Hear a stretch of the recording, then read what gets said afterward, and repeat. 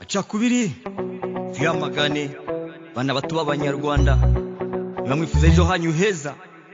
nimuzagwe mu mutego wagwemo n'abasaza mwibuke barabeshwe bapimwa amazuru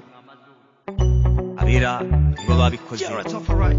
nagira ngo mbwire bana bato b'abanyarwanda ucyane cyane wowe wumva iki kinyarwanda ndagusabye mu buzima bwawe uzajya uhanda ukandi nukura amacakubiri burya njyewe nyita umwanda ucyane cyane wamunze imitima yacu twebwe abanyarwanda ukandi kugira ngo ibyo byose tubyamagane tuzirinde kugwa mu mutego wagwemo n'abasaza umwibuke abasaza barabeshwe bapimwa amazuru urabeshwa ngo umwe muri bo yavuye Chadi urabeshwa undi yavuye Bisiniya ngo ukuri mwana muto birya nubwo byaba ari turusitori gukiza nuko jahisemo kaduhuriza mu Rwagasabo ngo mwibuke heri bisabo ukandi mu muco nyarwanda ho kijishwe ntihaterwa ibuye mugenzi wawe uzanye umufata nk'igisabo nk'igisabo mwana mutore kankubwire ngo niba ushaka kuba neza hano ku isi ejo hawe hakaba heza uzirinda amacakubira yariyo yose arangwa hano ku isi kandi kugira ngo ubigereho mbona bitagoye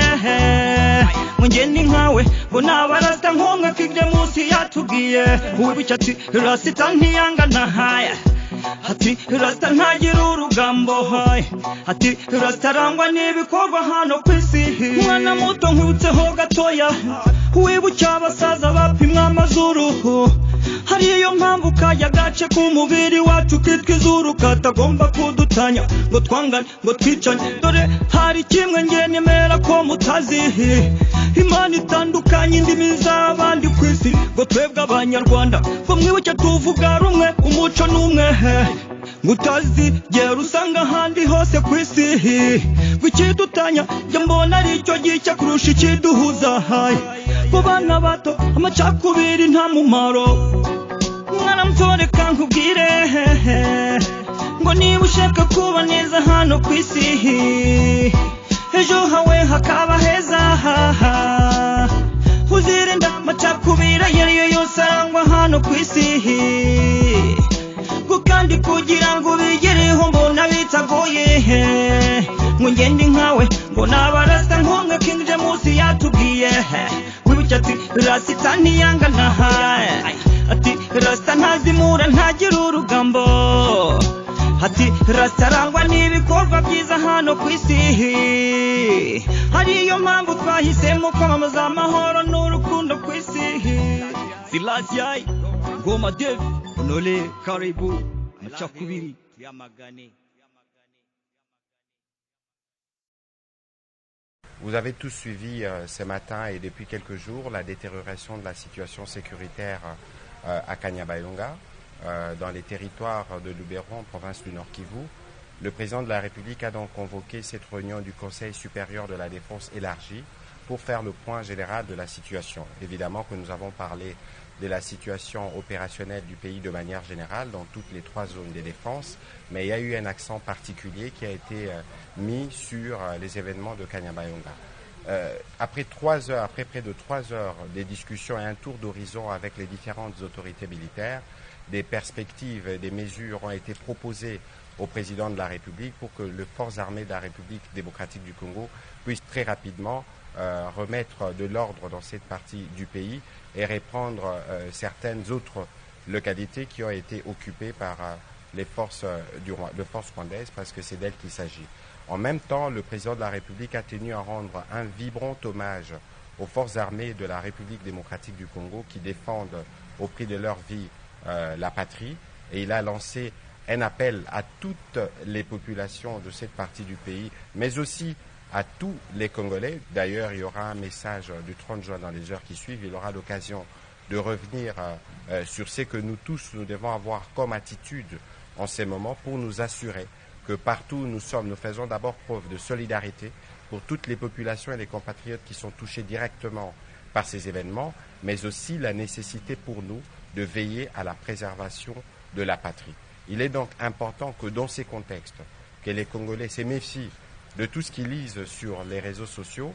pour ne pas prêter les flancs au jeu de l'ennemi, parce que vous savez que c'est aussi sur ce terrain que les jeux se jouent, pour démobiliser les Congolais, mais aussi pour toucher le moral de nos vaillants soldats qui sont engagés sur le front. Donc ici, nous réitérons l'appel du président de la République à continuer à faire confiance aux forces armées de la République démocratique du Congo, pour lesquelles le gouvernement de la République, mais ainsi que lui-même, mettront tout à disposition pour que l'ordre puisse être rétabli et très rapidement. En cette journée sacrée de notre indépendance, je ne peux passer sous silence la grave situation sécuritaire qui secoue notre pays. Ce qui se passe à Kanyabayonga, à Kaini, au village du sud de Lubero ainsi que dans les territoires de Rutshuru, de Nyiragongo et du Masisi, constitue une agression flagrante contre notre souveraineté nationale et la paix de notre peuple. En ma qualité de président de la République et commandant suprême des forces armées et de la police nationale, je tiens à vous assurer de ma détermination inébranlable à défendre l'ensemble de notre territoire et à rétablir la paix. Nos vaillants soldats sont en première ligne et ensemble, nous triompherons de cette agression injustifiée. À nos frères et sœurs de Kanyabayonga et des régions avoisinantes, je veux exprimer ma profonde solidarité et ma compassion face aux souffrances que vous endurez. Votre courage et votre résilience sont une source d'inspiration pour la nation tout entière. Soyez assurés que je mets tout en œuvre pour rétablir la sécurité et protéger nos concitoyens. Je viens de tenir un Conseil supérieur de la défense élargi et des instructions claires et fermes ont été données pour la sauvegarde de l'intégrité territoriale de notre pays. Ensemble, unis et déterminés, nous surmonterons ces épreuves et nous restaurerons